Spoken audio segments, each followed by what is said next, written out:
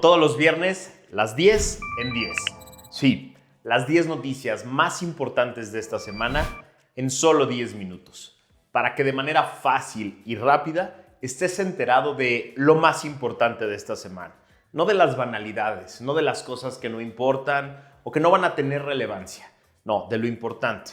De aquello que va a tener un impacto concreto en la realidad de México y por lo tanto en tu vida. Acompáñame a ver las 10 en 10. La 1.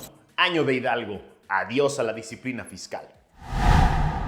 El año de Hidalgo se llama así porque se dice que es el último jalón que tiene un gobierno corrupto. Dicen año de Hidalgo y chingue su madre el que deje algo. Por décadas funcionó de esa manera. Los corruptos gobiernos de la época del partido hegemónico esperaban al último año para hacer las peores tranzas del sexenio, por el desorden y los vacíos de poder que se generaban en la transición, para ser un guardadito o un guardadote. Para sobrevivir se no les tocaba hueso y para destinar todo el presupuesto posible a comprar voluntades a través del presupuesto público.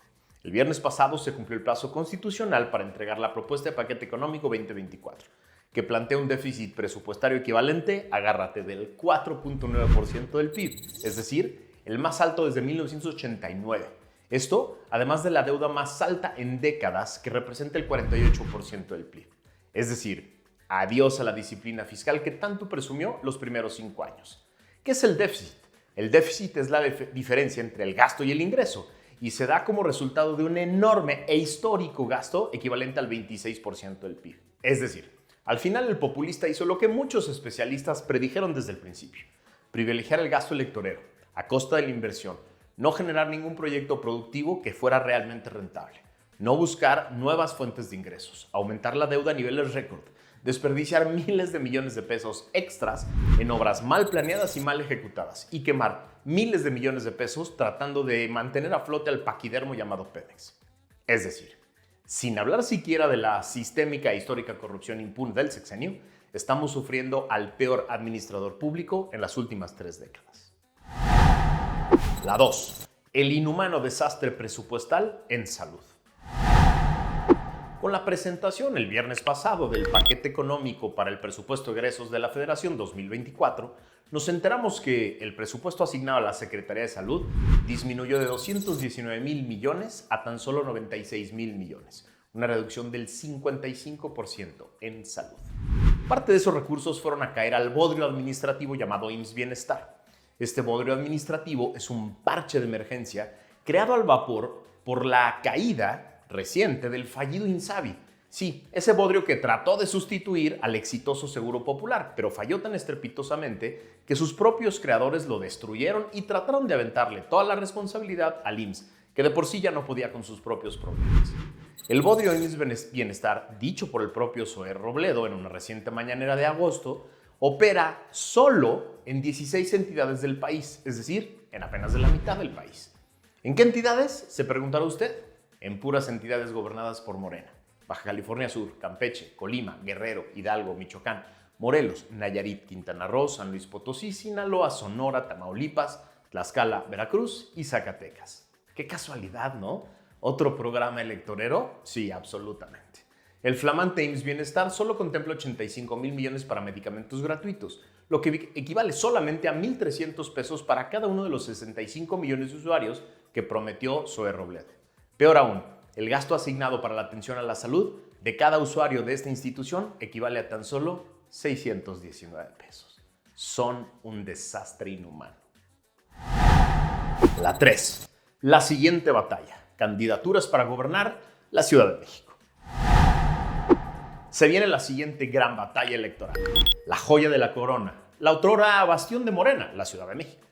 No solo tiene un valor electoral enorme por la cantidad de votantes que vivimos aquí, sino que también tiene un valor simbólico. Es la entidad que gobernaron Claudia y su jefe López, y la que convirtieron en el bastión electoral y fuente de recursos primero del PRD y ahora de Morena. Del lado oficialista, la dinámica será absolutamente idéntica a la decisión sobre la candidatura presidencial. La va a decidir López, sin preguntarle a nadie, y con los criterios estrictamente personales que él decida. La diferencia, creo, es que la guerra será mucho más compleja, descontrolada y hasta violenta, porque hay demasiados precandidatos de Morena a los que ya les habían prometido la ciudad como premio de consolación y han gastado millones de pesos de su dinero y comprometido alianzas con base en esa promesa. Del otro lado, esperamos que el proceso sea igual de abierto, participativo e incluyente que el que llevó a Xóchitl Gálvez a la candidatura presidencial. Ya está hecho el caminito y fue muy exitoso. Desde aquí aprovecho esta plataforma para exigirle a los partidos que no regresen a sus viejas fórmulas y hagan lo lógico. Abran el proceso y dejen a los precandidatos competir abiertamente para que sea en el careo y en la exposición con la ciudadanía como se vaya generando el mejor perfil, la mejor candidatura, la mejor plataforma para arrebatarle a Morena su bastión simbólico y estratégico para siempre. La 4. Le vales madres a López. Vacunas inservibles y peligrosas. El señor que cobra como secretario de Salud nos confirmó esta semana a los mexicanos lo que muchos ya sabíamos. A López le vale madres tu salud. No le interesa. No se ocupa de ella y no quiere gastar un quinto en cuidarla. ¿Por qué lo digo? Porque este señor que dice ser secretario de Salud dijo que para la vacunación contra COVID en la próxima temporada invernal 23-24 en México se aplicarán las vacunas Abdala y Sputnik, la cubana y la rusa. Esto tiene muchas implicaciones muy graves que consulté esta semana con dos grandes y muy reconocidos expertos de este país. La primera y la más importante es que estas dos vacunas no cuentan con la validación de la Organización Mundial de la Salud, la OMS, básicamente porque fueron creadas en dos países que son mundialmente famosos por la opacidad en el desarrollo de medicinas y de cualquier avance médico. Segundo, me dicen los expertos, en el mejor de los casos esas vacunas se desarrollaron para el virus original de COVID-19, que ha mutado en distintas ocasiones, motivo por el cual las farmacéuticas serias del mundo han generado nuevas vacunas, muy lejanas a las iniciales. Esto quiere decir que su eficacia, si es que tiene, es muy limitada para las necesidades de hoy y por lo tanto la protección que ofrece el gobierno a la población es muy limitada. Esto tiene además otras implicaciones. La primera es que seguirá abriéndose la brecha social en materia de salud entre pobres y quienes tenemos la fortuna de contar con medios para acudir a otro país a ponernos un refuerzo real y eficaz contra ese bicho, y quienes no cuentan con los medios y tienen que conformarse con el paliativo que ofrece el gobierno. Esto es muy grave en términos sociales, pero también médicos, porque son justo esas personas, las más pobres, las que enfermarán de COVID y carecen hoy de seguridad social, porque el gobierno les quitó el seguro popular, y si se enferman, serán quienes tengan que pagar por un lugar o rogar por él en algún espacio público de salud que carece de medicinas y lugares de atención adecuada. Pero también tiene implicaciones geopolíticas.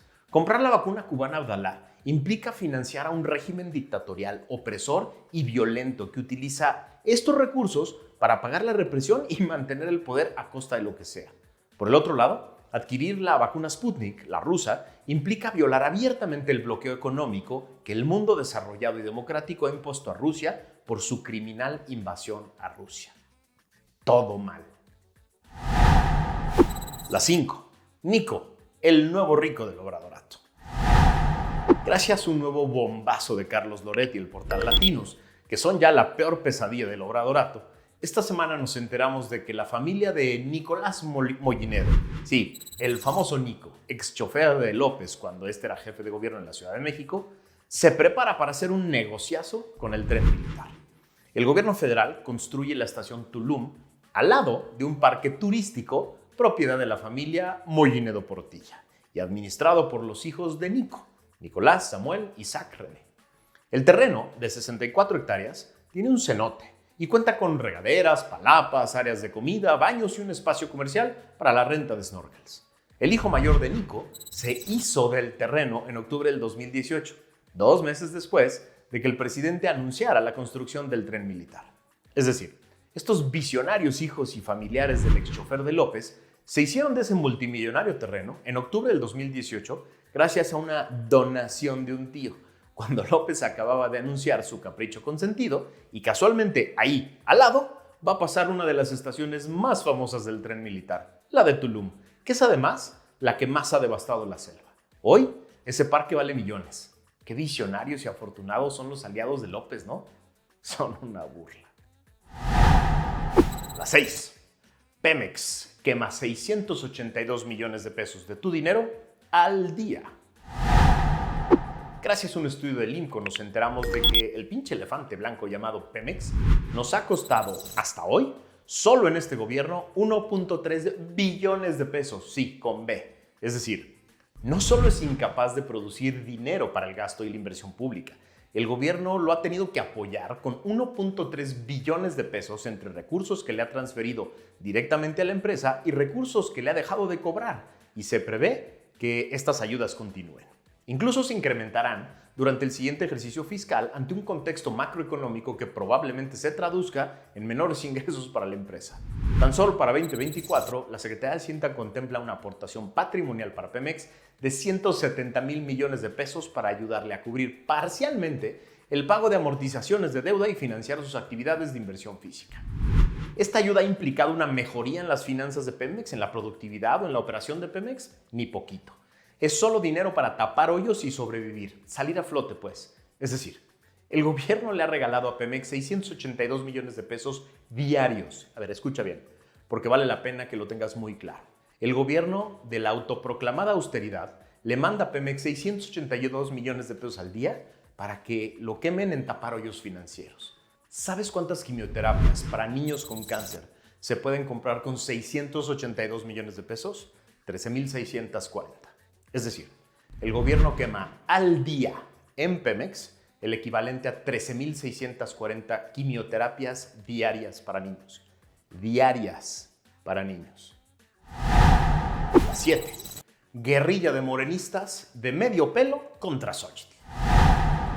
El exdelegado de la Miguel Hidalgo, Víctor Romo, acusado de todo tipo de casos de corrupción que lo hicieron perder la reelección que buscó hace 2 años, gastando además millones de pesos de procedencia completamente oscura, tuvo el descaro de acusar, sin pruebas y sin explicar por qué no lo hizo cuando era delegado, que la casa donde vive la senadora Xochitl Gálvez tiene supuestas irregularidades y debe ser demolida. En un terrible acto de cinismo y de guerra sucia, reveló la dirección de la senadora, lo que claramente la pone en peligro, y la denunció sin pruebas. La acusación es absurda, pero es parte de una clara guerra sucia que tendrá esta dinámica. Un miembro de medio pelo del obradorato va a lanzar una acusación. La secta lo va a replicar en todas sus redes sociales como si fuera verdad. El presidente y su empleada, la candidata, la van a retomar como si fuera un cuestionamiento. Y luego se van a deslindar de la acusación como si nada tuvieran que ver. Es la guerra ilegal y abusiva que viene, que ninguna autoridad va a frenar, que hace absolutamente inequitativa la contienda y que la senadora tendrá que aguantar bateando cada una de las acusaciones sin fundamento. Sí, se va a enfrentar a una elección de Estado y va a tener que salir avante de ella. La 8. Frena el Congreso de Nuevo León aspiraciones de Samuel. El Congreso del Estado de Nuevo León, de mayoría PRI-PAN-PRD, le manda un mensaje muy claro a Samuel García esta semana. No habrá licencia para jugar a las candidaturas. Con las locuras del Bronco y sus aspiraciones presidenciales de hace unos años, los regios ya aprendieron la lección. Así, cada día se ve más difícil que el esposo de Mariana pueda aspirar a la candidatura de MC. De convencer a los diputados del Estado, la mayoría del Congreso impondría un relevo del Frente Amplio, quitándole una gubernatura de facto a Movimiento Ciudadano. Yo no creo que les convenga, pero ellos van a tener que decidir. La 9. La guerra de encuestas que viene. Apenas arranca un proceso electoral como el que tenemos ya encima y los ganones ya son los encuestadores, que hacen negocios millonarios con los partidos políticos. En mi opinión, con base en la experiencia de las últimas 2 décadas de elecciones, cuyos resultados fácilmente se pueden comparar con lo que decían las encuestas, hoy quedan en México 3 o 4 encuestadoras de prestigio, que prefieren mantener la confianza y la respetabilidad de su nombre que llenarse los bolsillos de dinero de los partidos políticos, que aportamos tú y yo, por cierto. Los demás son mercenarios, que se venden al mejor postor y prestan su nombre para poner en una gráfica lo que les pide el cliente. No voy a decir nombres, te dejo a ti el ejercicio, que es muy sencillo. Pregúntate 5 cosas. 1. ¿Cómo les ha ido en elecciones recientes? Comparando resultados finales con encuestas. 2. ¿Quiénes han sido sus clientes? 3. ¿Qué medio las publica? 4. ¿Quién las presume y quiénes las rechazan? 5. ¿Quién da la cara a nombre de la encuestadora?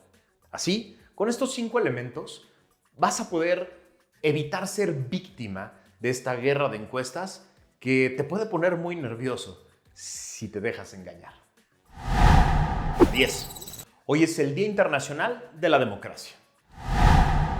Para la Organización de las Naciones Unidas, ONU, el tema del Día Internacional de la Democracia 2023 es empoderar a la próxima generación. Es decir, se centra en el papel esencial de la juventud en el progreso de la democracia y la necesidad de garantizar que sus puntos de vista se incluyan en las decisiones que afectan profundamente su mundo. El comunicado que publica hoy la ONU dice, cito, un electorado comprometido y bien educado es el núcleo de las sociedades democráticas fuertes. Es fundamental crear un entorno en el que los jóvenes comprendan y sientan que su voz cuenta. La juventud debe navegar en un mundo en el que las democracias están amenazadas por factores que van desde la proliferación de información errónea y la desinformación en línea hasta el creciente populismo y los efectos desestabilizadores de la crisis climática. Es importante que todos puedan participar significativamente en las decisiones que afectan sus vidas ahora y en los años venideros. Cierro la cita.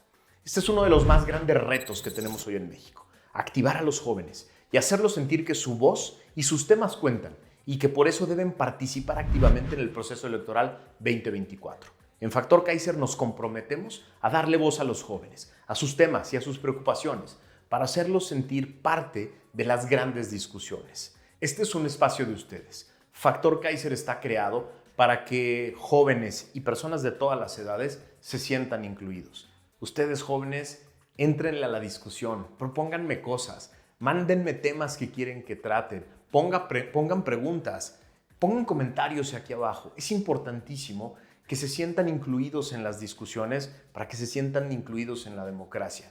No dejen que los viejitos como yo tomemos todas las decisiones.